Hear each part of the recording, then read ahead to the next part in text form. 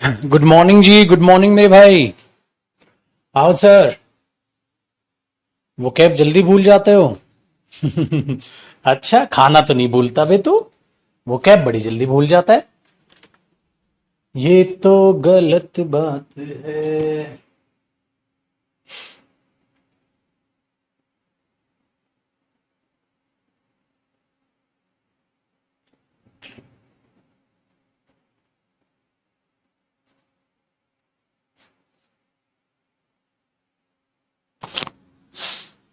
आ जाओ मेरे भाई।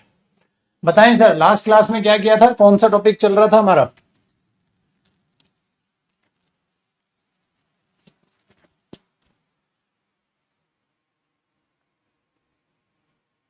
नरेशन चल रहा था।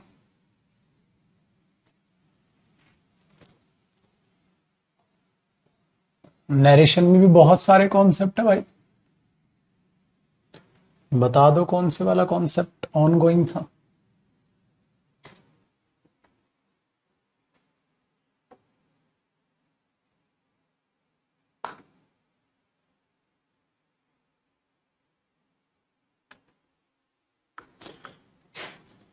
बेटा वो कैब वहां से पढ़ते हैं जो एग्जाम ओरिएंटेड हो। आपको वर्ड पावर इंक्रीज करने के लिए वो कैब नहीं पढ़नी है, आपको पेपर निकालना। इसीलिए जब द कंप्लीट वोकेबलरी जो बुक मैंने बनाई वो सारा पेपर उसी में से आना है, क्योंकि वो एग्जाम बेस्ड है, जर्नल बेस्ड नहीं है।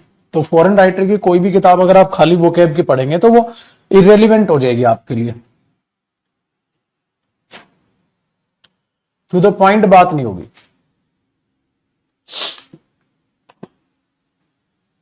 ठीक है जी। आइए, स्पोकन लिसनर थर्ड पर्सन। तो हमने जो किया था वो किया था स्पोकन लिसनर और थर्ड पर्सन के केस में स्पीकर को चेंज करना ही सीख रहे थे, वी तक पहुंचे थे। ये कौन सा बच्चा है सर? थैंक यू मेरे भाई, आपने बड़ा अच्छे तरीके से बताया। और एक बच्चे ने कलेश ही खत्म किया, बोला कि सर फाइल सेव की थी। है ना भाई? एक ने बढ़िया कलेश खत्म किया, कहता सर फाइल सेव की थी, किस्सा ही खत्म। आओ जी पाजी, हमने उस पर लिखा था नरेशन, फाइल सेव थी, आ जाओ, खत्म हुआ है। यही वाली थी क्या? हाँ ये वाली थी, ये फाइल सेव थी, यहां से आगे बढ़ना है। ठीक है,